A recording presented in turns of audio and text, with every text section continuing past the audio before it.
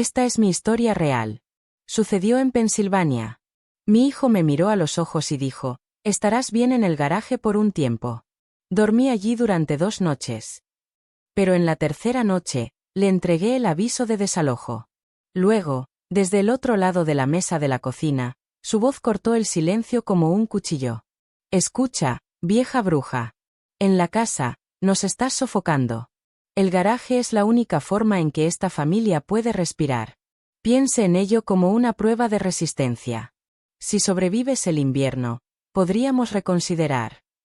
Ella golpeó su taza de café con tanta fuerza que el platillo saltó. No me estremecí.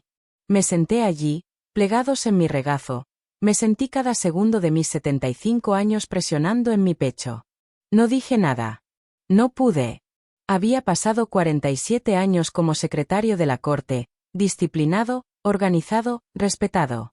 Mis bolsillos siempre estaban en orden.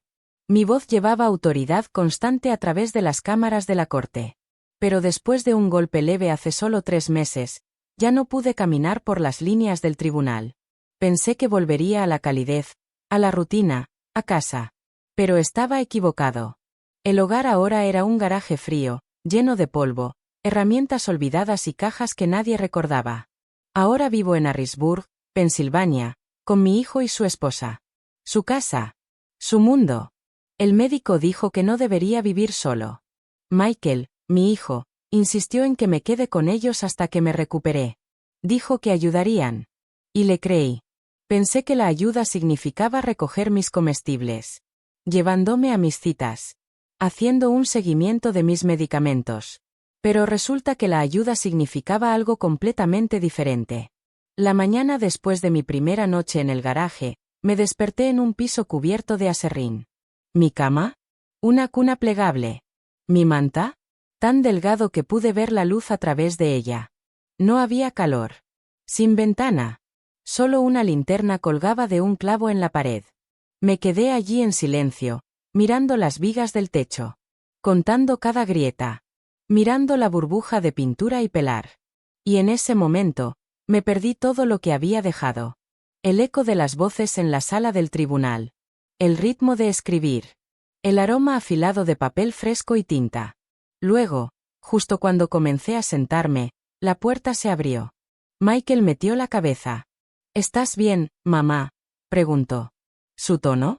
Una extraña mezcla de media concernidad y medias empresas.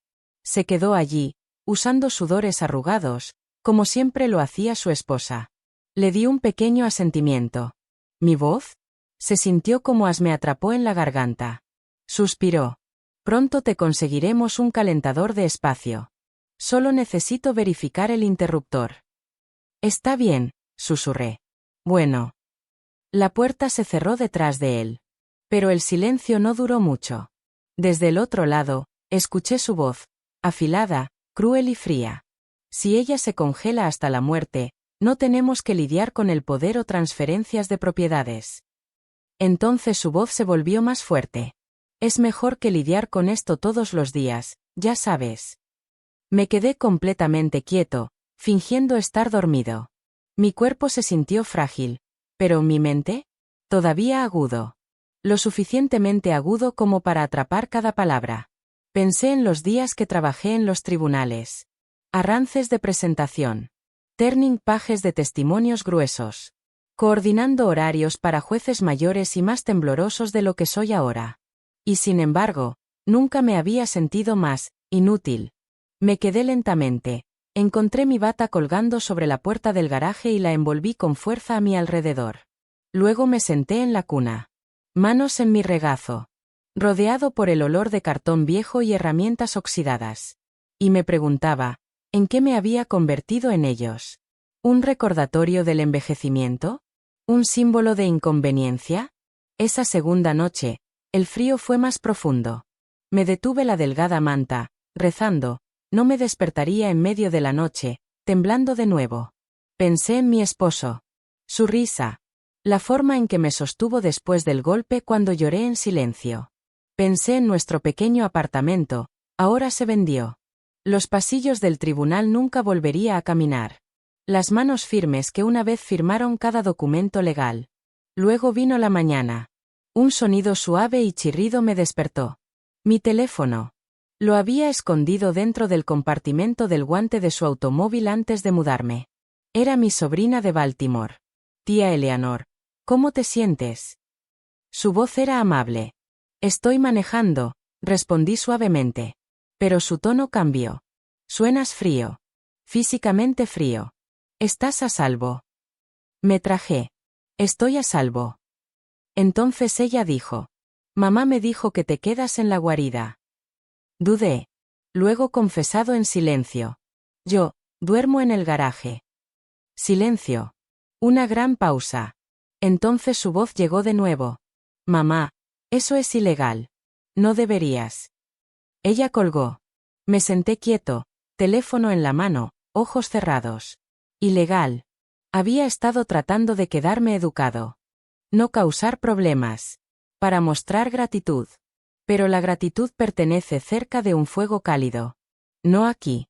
No en el frío, temblando con cada respiración. Esa tarde, me quedé ocupado. Encontré un baúl de juguete que habíamos empacado hace años con las viejas mantas de mi nieta. Alineé mi cuna con una. Doblado otro a mi lado, cuidadosamente. Luego giré la linterna hacia la cuna en lugar de los estantes. Tratando de crear un pequeño espacio de paz. Un pequeño santuario. Pero la verdad, no fui bienvenido. No estaba a salvo. Y el lugar no estaba en casa. Esa noche, a través del respiradero de la pared, escuché sus voces. El tono de Michael era amargado, agudo con la frustración. No puedo creer que ella todavía esté viva. No creerás lo que su esposa dijo a continuación. Mejor vivo que con el poder notarial para firmar, impuestos para presentar, desgloses emocionales para tratar. Entonces Michael agregó. No estás listo. Tenemos que esperar hasta que el abogado diga que es incompetente. Me incliné más cerca del respiradero. Esa palabra. Competente. Mientras yacía congelando una cuna delgada, estaban hablando con los abogados. No para protegerme. Pero porque había dinero. Y querían control. Me acurrucé sobre mi costado, los ojos cerrados, las lágrimas en silencio en las sombras. Esto no era gracia. Fue juicio. Esto no era familia. Era el rechazo frío y calculado. Esa noche recé. Recé que no me congelaba. Recé que mi mente permaneciera completa. Y recé para que alguien, en algún lugar, viera la verdad de lo que estaba sucediendo detrás de esas paredes de garaje. Recordé el Palacio de Justicia. La huelga del mazo. La baraja de los informes legales. El poder tranquilo de mi voz en una habitación llena de hombres con túnicas. Incluso ahora, todavía tenía mis palabras. Todavía tenía claridad. Y lo más importante, todavía tenía suficiente para actuar. Esas 2 noches en el garaje no solo fueron incómodas. Fueron un juicio de resistencia. Querían mi silencio. Esperaban que hubiera desaparecido en silencio detrás de las cajas y las sombras. Pero lo que no sabían es esto. La supervivencia no significa silencio. Y la resistencia no significa obediencia. Ese pensamiento sencillo encendió un fuego dentro de mí. Me llevó a la 3ª mañana. Cuando me levantaba, tranquilo y recogido. Entra en su comedor. Y entregarles el aviso de desalojo. Firmado por mi abogado. Respaldado por un juez retirado. Un juez que todavía recordaba cómo sentía la justicia. Incluso cuando vino de una mujer en un garaje helado. Pero antes de ese momento, había la primera noche. Más frío de lo que imaginaba. Había encapas en cada suéter que pude encontrar. Tiró de la manta áspera alrededor de mis hombros. E intenté ignorar el borrador que se arrastraba desde la casa. Cada sonido exterior, el viento en los árboles, el débil zumbido de un automóvil. Todo se sintió más fuerte, más duro, a través de esas delgadas paredes de garaje. Me dolían los huesos de la barra de metal de la cuna cavando en mi espalda. Me acurrucé más fuerte, como un animal herido. Solo esperando que llegue la mañana. Pero no era solo el frío manteniéndome despierto. Fueron los recuerdos. Pensé en Michael cuando era un niño pequeño. Esos ojos muy abiertos me miran empacar su almuerzo. Como solía abrazarme con fuerza después de cada abeja de ortografía. Incluso los que perdió. Recordé quedarme hasta tarde en el juzgado. Transcripciones de escritura hasta que mis dedos se adormecieran. Solo para comprarle zapatos nuevos. Para que pudiera tomar lecciones de piano. Recordé raspar dinero para su universidad. Cuando la pensión de su padre se secó. Renuncié a las vacaciones. Dejó de descanso. Solo para poder salir de casa y estudiar finanzas. En una universidad a 3 estados de distancia. Para que pudiera salir de casa y estudiar finanzas en una universidad a 3 estados de distancia. Y ahora, aquí estaba. Temblando en su garaje como un mueble olvidado. A la mañana siguiente, me senté al borde de la cuna, las rodillas rígidas, la respiración visible en el aire. Vierte un poco de agua del termo que me habían dejado, flexible, apenas suficiente para calmar la opresión en mi pecho. Había un tazón de gachas de arroz en una bandeja a su lado. Frío. Sin cuchara. Usé un tenedor de plástico que había guardado en mi bolso. Esperé hasta que los escuché irse. Luego, salí por la puerta lateral y caminé lentamente hasta el buzón, solo para mover mis piernas. Mis articulaciones gritaron con cada paso. Pero mantuve mi espalda recta.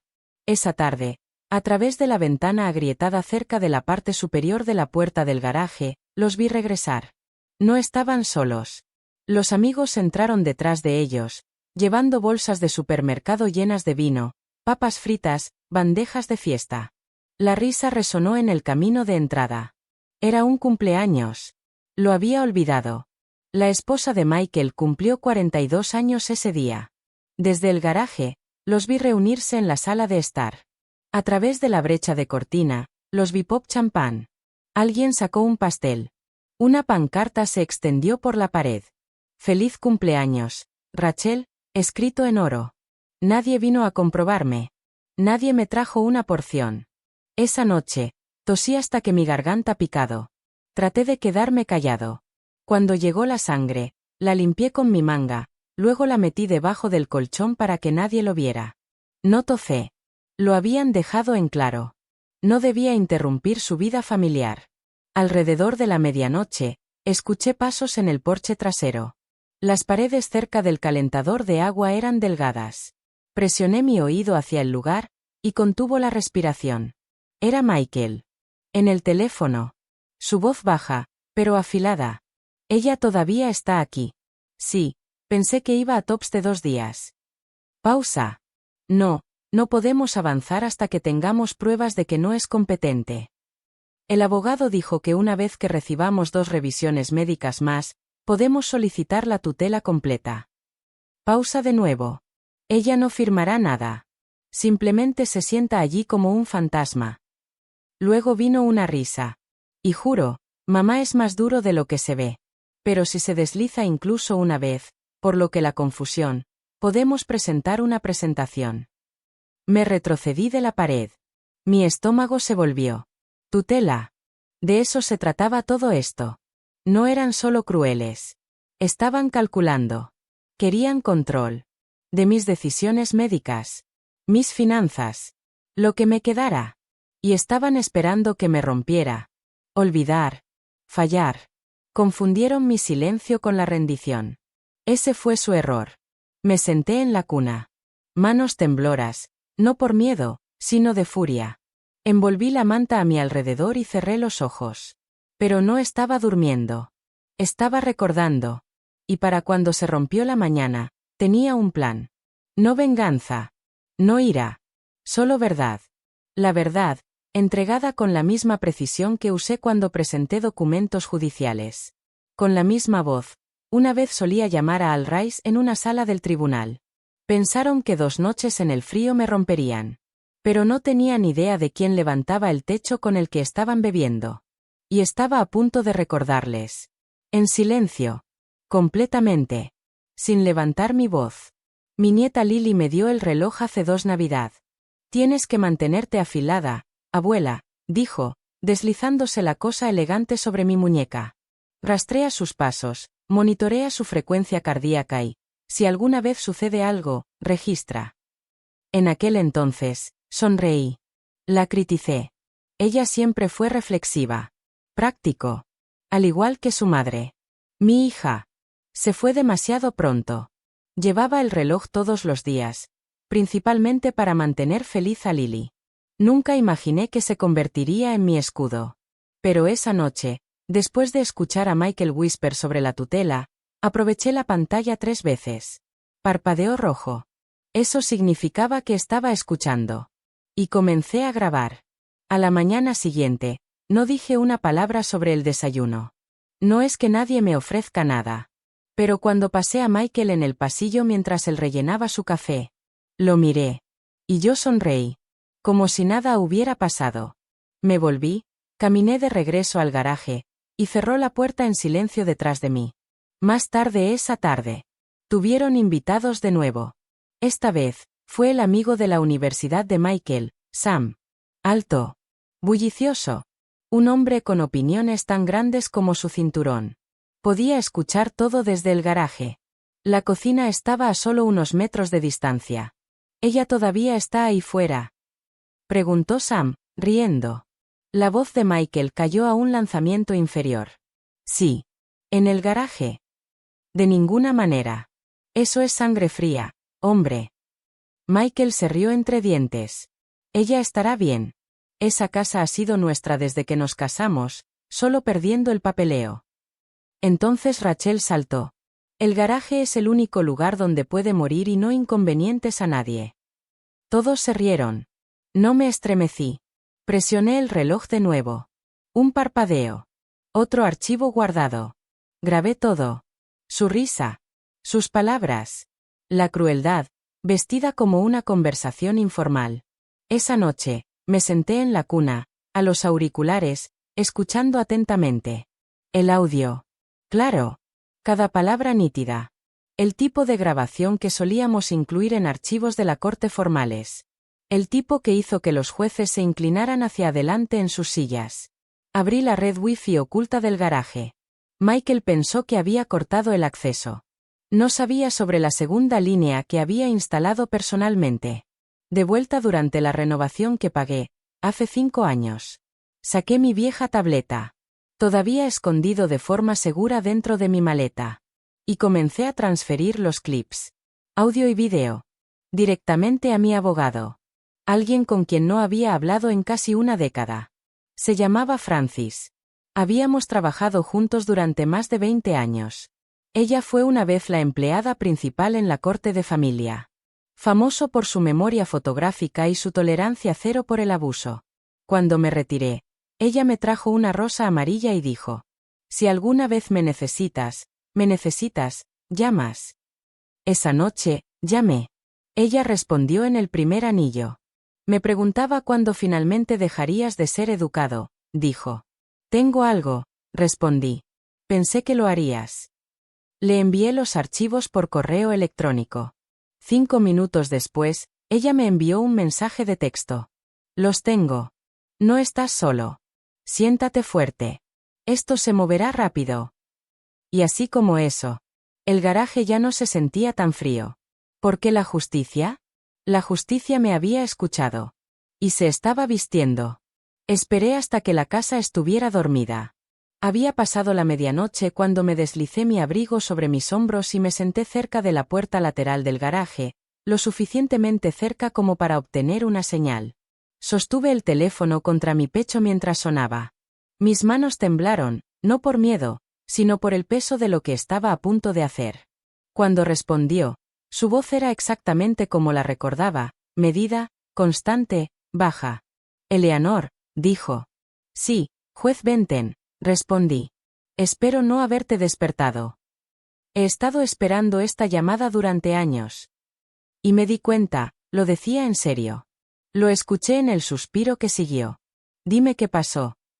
Entonces le dije, muy poco, lentamente, sin dramatismo. Solo los hechos. Como había hecho miles de veces en su sala del tribunal. El garaje. Las noches heladas. Las conversaciones que había grabado. El plan de tutela. Su risa por mi muerte. Sus voces me llaman una carga. Tengo el archivos, dije. Audio. Video. Fechas. Caras. Escucharás todo. Hubo una larga pausa. Entonces dijo. Te dije una vez, si alguna vez fue traicionado, para llamarme primero. Recuerdo, susurré. Y te dije por qué. Porque nadie recuerda a la mujer más afilada de la habitación hasta que es su palabra contra la suya. Y cuando es, pierden. Mi garganta se apretó. ¿Me puedes ayudar? Soy un juez retirado, dijo. Pero todavía tengo amigos, buenos. Y sé exactamente qué puertas golpear. Esa noche, construimos un plan, Yayer por capa, como las estrategias legales que una vez creamos detrás de las puertas de la cámara. No hay piedad. Altas apuestas. Me conectó con un empleado de la corte dentro de la Corte de Súplicas Comunes. A las 3 de la madrugada, había presentado la petición a través de un canal seguro. Francis, mi abogado, ya lo había redactado. Presentamos una orden de restricción temporal contra Michael y Rachel. Citando abuso de ancianos. Coerción financiera. Condiciones de vida ilegales. Agregamos una moción de congelación de activos, debido al riesgo de apropiación indebida inmediata. No dormí esa noche. Ni siquiera me acosté. Me senté en el borde de mi cuna, la túnica tiró apretada, con los ojos fijos en las sombras bailando a través de la pared del garaje. A las 7:13 de la mañana, mi teléfono zumbó. Orden otorgada. Ascendencia de emergencia aprobada. Aplicación dentro de las 12 horas. 12 horas. Eso era todo lo que necesitaba. A las 9 de la mañana, Francis había contactado a un oficial designado por el tribunal y la policía local. Mi nombre fue eliminado de cualquier informe médico que Michael había presentado. Se asignó un auditor forense para rastrear la actividad financiera en mis cuentas. Al mediodía, mientras Rachel se desplazaba en su teléfono y Michael elaboró café, salí del garaje y caminó directamente a la cocina. En mi mano había un sobresellado. Michael se volvió hacia mí. Mamá, ¿estás bien? Puse el sobre la mesa. Lo deslizó con 2 dedos. A partir de inmediato, ambos tienen prohibido contactar, comunicarse o administrar financieramente cualquier aspecto de mi patrimonio. Se rió. Pensé que era una broma. Entonces Francis entró detrás de mí, seguido de un oficial con un portapapeles y una insignia. Michael Harper, dijo el oficial. ¿Te han servido? Rachel dejó caer su taza. Se rompió por el piso. ¿Qué es esto? Ella lloró. Orden de restricción, respondió Francis. Y aviso de investigación financiera. Michael palideció. No puedes hablar en serio. Me encontré con sus ojos. Me pusiste en un garaje para morir. Te reíste de eso. Planeabas tomar todo, mientras fingiste que era cuidado. Intentó hablar. Pero el oficial levantó una mano. Se le aconseja que no hable más. Este es ahora un asunto legal. Y así como eso, la casa que ayudé a pagar ya no era suya para controlar. ¿La mujer que intentaron enterrar? Ella había regresado. Prueba de transporte. Protegida por el mismo sistema que una vez sirvió. Y esta vez, el mazo estaba en su mano. En la mañana del tercer día. No me sacudí. No había dormido. No por miedo, pero por el tipo de preparación que te mantiene afilado. Como si volviera a los pasos del tribunal a las 6:45 de la mañana. Revisión de archivos de casos en el viento de invierno mordaz. Con un café negro en la mano. El tipo de preparación que no proviene de la ira. Pero por claridad. Claridad fría, legal y procesal. Me puse mi mejor abrigo, lana marina de Dark, alineado. El que Charles me dio la Navidad antes de fallecer. Me cepillé el cabello, me pellizqué el color en mis mejillas. Y metió el grueso sobre amarillo debajo de mi brazo como si no fuera más que una barra de pan. No tocé. Cuando entré en la cocina, Michael estaba en el mostrador, girando con leche en su cereal. Sin camisa. Zumbador. Como si nada hubiera salido mal en su mundo. Rachel se paró cerca del fregadero, desplazándose por su teléfono, sonrió perezosamente en su rostro. Caminé hacia el centro de la habitación y coloqué el sobre la mesa. Adrede. Tranquilo. Entonces di un paso atrás. Y doblé mis manos. Michael se volvió, molesto. ¿Qué es eso?, preguntó. No hablé. Él puso los ojos en blanco y lo agarró, lo abrió como si fuera el correo basura. Luego se congeló. Sus ojos se movieron por la página. El encabezado, el sello de la corte, las letras negras. Aviso de queja legal presentada. Abuso de ancianos. Coerción financiera. Descuido. Demandante, Eleanor May Harper. Demandado, Michael Steven Harper. Rachel levantó la vista. Sus dedos se congelaron a mitad de desplazamiento. ¿Qué es esto? Ella preguntó, Sharp. Michael dio una risa amarga. Presentaste una demanda contra tu propio hijo. Presenté una verdad, dije con calma. Hiciste el garaje mi hogar. Hiciste tu ambición más importante que mi bienestar. Y ahora, he hecho la ley mi testigo. Él golpeó el papel sobre la mesa. No puedes hablar en serio. Lo soy, respondí. Y también el juez que firmó la orden. Esto es basura, espetó. No se mantendrá. Rachel arrebató el paquete de la mesa. Sus ojos escanearon rápidamente. Michael, hay una orden de emergencia aquí. Una orden de restricción de 30 días. Efectivo inmediatamente, agregué. Su voz se levantó. Eres mi madre. Y tú, dije, son mi acusado. Aplastó el documento en su mano, temblando. ¿Crees que esto me asusta? ¿Crees que te dejaré hacer esto? Llamaré al abogado. Entonces. El timbre sonó. Ninguno de nosotros se mudó. Siguieron 3 golpes duros. Michael pisotó la puerta y la abrió. 2 oficiales se pararon en el porche. Uno sosteniendo un portapapeles. Michael Harper. El más alto preguntó. La voz de Michael se rompió. Sí. Se le ha cumplido una orden de protección presentada a través del Tribunal de Motivos Comunes. Aprobado por el juez Benton. Presentado bajo el Estatuto de Emergencia 57E.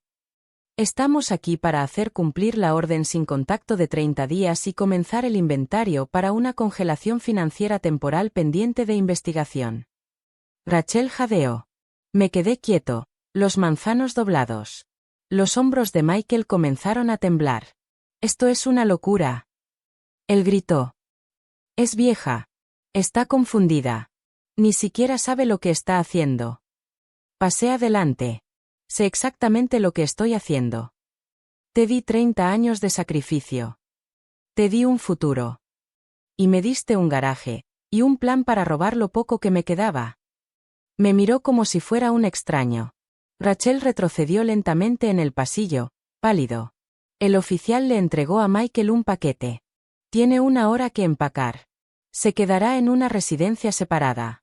Cualquier contacto físico o digital violará la orden judicial y puede resultar en arresto. Soy su hijo, murmuró Michael. Lo fuiste, dije. Pero hoy, eres solo otro hombre que subestimó a una mujer que recuerda todo. No volvió a hablar. Se fueron en menos de 1 hora. Al anochecer, el garaje se quedó vacío. Y yo, envuelto en el mismo abrigo azul marino, Charles me dio, sentado finalmente en la mesa de la cocina. La misma silla que una vez dijeron que no era bienvenida. Abrí la ventana, dejando que el aire frío se apresurara. No porque tuviera que, pero porque elegí hacerlo. Al final de esa semana, mi historia había dejado el garaje y entró en la plaza pública. Comenzó con un periodista local. Una mujer de voz suave llamada Terry. Habíamos cruzado los senderos hace años en el tribunal. Llamó a Francis después de escuchar susurros sobre una orden de protección servida en menos de 12 horas. Y un hijo fue retirado de su propia casa. Por su madre. Un empleado de la corte retirado. Terry preguntó si hablaría. Dije que sí. Nos conocimos en la oficina de Francis. Conté mi historia con la misma cadencia tranquila y clara que una vez usé escritos de la cancha de lectura. No hay dramatismo. Sin lágrimas. Solo la verdad. Las grabaciones. Las fechas. La tos y la sangre se limpiaban silenciosamente en una manga. La celebración de cumpleaños escuchó a través de una grieta en la cortina. La risa que siguió a su plan. 2 días después, el artículo llegó al periódico local. El titular hizo que mi corazón se detuviera. La madre duerme en el garaje, lleva a su hijo a la corte, y gana. El subtítulo decía: el secretario retirado presenta cargos de abuso de ancianos después de ser obligado a congelar las condiciones. La evidencia incluye grabaciones ocultas y testimonio judicial de juez retirado. ¿La foto que usaron? A mí. Fuera del juzgado. En mi abrigo de la marina. Ojos afilados. Cara tranquila. La imagen se extendió rápidamente. Para el viernes, los puntos de venta regionales lo recogieron. Un programa de entrevistas del domingo por la mañana se comunicó, pidiendo entrevistarme en vivo. Decliné la prensa nacional. No porque fuera tímido, pero porque ya habían llegado invitaciones más importantes. La Alianza Femenina Central de Pensilvania contactó primero a Francis. Nos sentiría honrado de tenerte como invitado de distinción en nuestro foro de primavera, dijeron. Has dado a tanta fuerza de las mujeres. Luego vino el Consejo Senior de Harrisburg. Luego una mesa redonda legal. Luego la Asociación de Abogados Estatales. De alguna manera, me había convertido en un héroe popular. La abuela que retiró su silla en la mesa de la cocina. Pero lo que más me conmovió no fueron los paneles o los títulos. Fueron las letras. Los escritos a mano. Vinieron por las docenas. Uno de una mujer en Pittsburgh. Ella dijo que pasó 6 meses durmiendo en su propio sótano. Mientras la esposa de su hijo le dijo a los vecinos que viajaba. Uno de una mujer en Ohio. Quien me agradeció por recordarle que estar callado no significa estar indefenso. Cada noche, me sentaba en mi escritorio y respondía a tantos como pude. Se convirtió en un ritual. Música suave. Y responde a las mujeres que, como yo, habían esperado demasiado para hablar. Mientras tanto, de vuelta en Harrisburg. Las cosas se desenredaron para Michael y Rachel aún más rápido de lo que Francis había predicho. Su iglesia. El que Michael se desempeñó una vez como presidente de la Junta Comunitaria. Celebró una reunión privada. Habían leído el artículo. Recibió una ola de llamadas preocupadas. Y en silencio, sin ceremonia. Michael fue eliminado del liderazgo. Violó la confianza moral que esperamos de nuestros mayordomos, me dijo su pastor más tarde. Pero el verdadero golpe llegó la semana siguiente. Un investigador del Departamento de Envejecimiento del Estado lanzó una revisión completa de mi caso, incluyendo las grabaciones que había presentado. Como parte de la investigación, la capacidad de los padres de Rachel fue evaluada formalmente. Especialmente después de la línea, ella habló tan fríamente en el aire. El garaje es el único lugar donde puede morir y no inconvenientes ni one. Esa cita apareció en casi todos los artículos de noticias. Ella trató de argumentar que fue sacado de contexto. Pero el contexto no la salvó. El tribunal emitió una suspensión temporal de sus derechos de custodia a mi nieta. La niña, mi nieta, fue colocada con la hermana de Rachel, en espera de una evaluación completa. Los gritos de Rachel resonaron por el pasillo del tribunal esa mañana. No fui a mirar. No necesitaba hacerlo. Francis llamó poco después. Su voz era estable.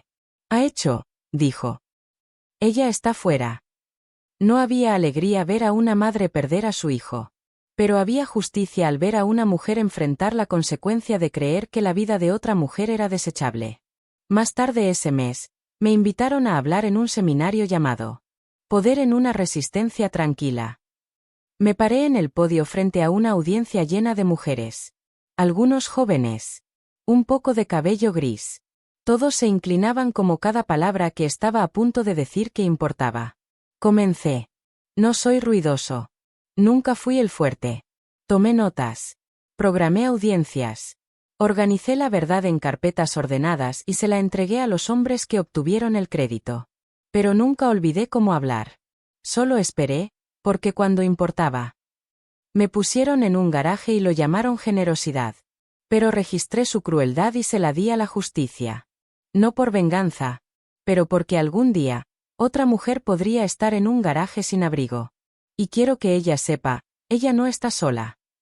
La multitud se puso de pie. No sonríe de par en par. Acabo de inclinar mi cabeza, graciosa, conectada a tierra. Y cuando regresé a casa esa noche, al pequeño apartamento, Angela me ayudó a encontrar. Miré a mi alrededor. Paredes simples. Un calentador de trabajo. Una silla suave junto a la ventana. Sin terciopelo. No hay contadores de granito. Sin brillo. Solo paz.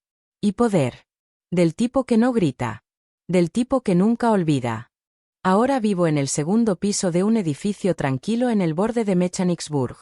A solo 20 minutos del tribunal que una vez serví. Y toda una vida lejos del garaje en el que me quedaron para congelarme. No es grandioso. Solo 2 habitaciones. Una pequeña cocina. Una acogedora silla junto a la ventana. Pero es mío. Y no lo encontré solo. Angela. La hija de mi nieta. Mi hilo más agudo para la esperanza. Encontró este lugar. Ella fue la que me llevó aquí. El día después de la orden de protección entró en vigencia. Ella trajo mi maleta. Desempacé mi ropa. Colocó mis pequeños recuerdos en el estante como cosas sagradas. Ella elaboró mi té. Antes de preguntar. Ella me llamó abuela de nuevo. Sin dudarlo. Como si esa palabra nunca hubiera sido arrancada de mí. Estás a salvo ahora, me dijo. Y por primera vez en meses. Le creí. Angela llega por 3 noches a la semana después de sus turnos de enfermería.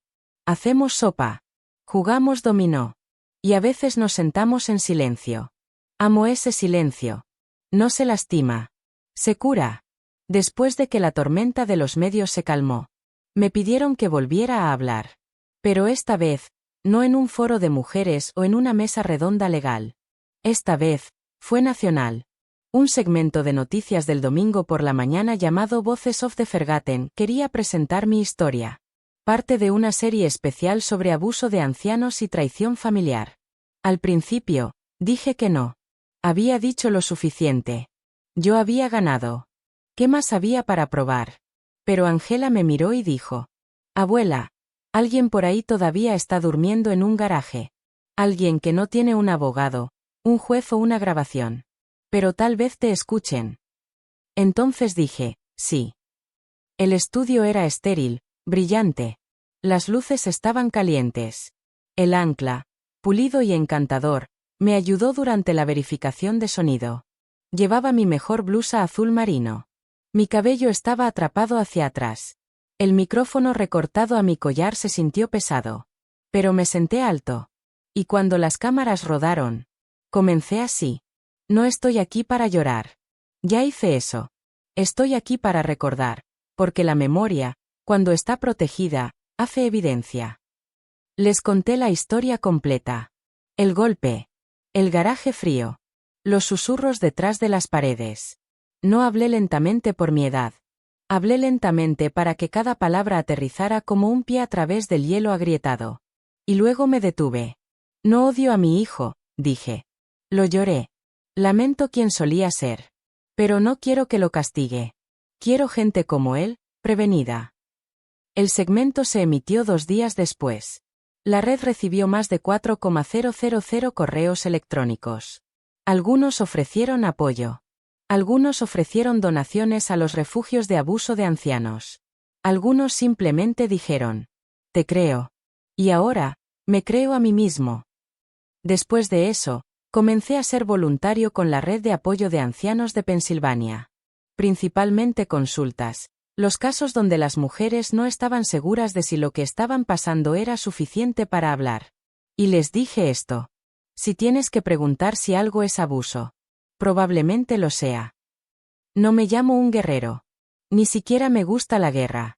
Pero creo en la defensa. En dibujar una línea. Al decir, no esta vez. Porque a veces, lo más fuerte puede hacer una mujer. No es gritar. Es soportar. Es recordar. Y finalmente, es hablar. La casa todavía está ahí. El que tiene el buzón torcido. Las persianas azules. En una calle arbolada en Harrisburg. Solía ser su fortaleza. Solía ser el telón de fondo de mi silencio. Pero ya no. Después de que terminó la investigación. Y el tribunal falló a mi favor. Recuperé la propiedad legal total de la propiedad. Michael y Rachel intentaron disputarlo brevemente. Pero el juez revisó los documentos de transferencia originales. Los que manipularon. Y los gobernó nulos debido a la coerción y el fraude. Mi nombre fue reinstalado. Sus nombres fueron borrados. Pero no volví a entrar. En cambio, pongo la casa en alquiler. No para extraños. Pero para una pareja joven que cuida a un padre discapacitado propio. Los conocí personalmente. Vi lo suavemente que empujaron la silla de ruedas de su madre por la rampa. Escuché cómo le preguntaron sobre su comodidad antes que cualquier otra cosa. Y lo sabía. Eran los correctos. Cada dólar de ese alquiler entra en un fondo que creé. Justicia en silencio. No es una gran organización. Aún no. Pero su misión es clara. Para proporcionar apoyo legal y emocional de emergencia. Para las personas mayores que enfrentan abuso que no siempre dejan moretones. El tipo de abuso que se esconde a la vista. Del tipo que deja a alguien durmiendo en un garaje. Sin nadie a quien notar. Trabajo con abogados. Con trabajadores sociales. Con voluntarios. Hacemos llamadas. Revisamos documentos. Escuchamos historias que suenan misteriosamente como la mía. Y les decimos a esas mujeres, esos hombres. Usted no está solo. Y no. No estás loco. Para lanzar la fundación, grabamos un vídeo corto. Llegaron a mi pequeño apartamento con un equipo de cámara, solo una luz y un micrófono. Me pidieron que hablara libremente. Miré directamente a la lente y dije, pensaron que era solo una pequeña anciana que no entendía lo que estaba sucediendo. Pero sí. Entiendo los contratos. Entiendo el silencio. Y entiendo la ley, porque la escribí, la presenté, lo hizo cumplir durante casi 5 décadas. Pensaron que podían meterme en un garaje como no me doy cuenta. Pero me convirtió ese frío en evidencia. Una vez fui una madre que preparó la cena y la ropa doblada. Ahora, soy una mujer que emite consecuencias. La justicia no siempre ruge. A veces, espera. A veces, mira. Y cuando el momento es correcto, se mantiene. Ese breve mensaje ahora se reproduce en la página de inicio de nuestra fundación. Se ha visto más de 500.000 de veces. Todavía vivo simplemente. Mis días son pacíficos. Pero ahora, cuando me siento junto a la ventana con una cálida taza de té y escucho a los niños riendo de la calle de abajo, sonrío. No porque lo olvide, sino porque lo recuerdo. Esta no es la historia de cómo fui maltratado. Es la historia de cómo recordé quién era, y decidí convertirse en el juez de mi propio final. Después de todo, las órdenes de restricción, las audiencias del tribunal, las entrevistas, la fundación que se lanza, comencé a escribir cartas. No a la prensa. No a los abogados. A ellos. A Michael. A Rachel. Y sobre todo, a mi nieta. No escribí por sentimiento. No esperaba el cierre. Escribí porque algunas verdades merecen ser habladas, claramente, con calma, permanentemente. La carta de Michael era 3 páginas, escrita, firmada y entregada por correo certificado. Comencé simplemente. Dejaste de llamarme mamá mucho antes del garaje. Le recordé a ese verano que trabajé adicionales solo para comprar su primera demanda para el equipo de debate. Cómo aprendí a conducir nuevamente a los 60 solo para llevarlo a sus entrevistas mientras su padre estaba en el hospital. Le recordé cómo nunca pedí reembolso, solo respeto. Entonces escribí. Cuando me colocaste en el garaje, no solo fallaste como hijo. Fallaste como hombre confiado de la memoria. Olvidaste quién sostuvo tu cuerpo febril a través de noches de croup y desesperación.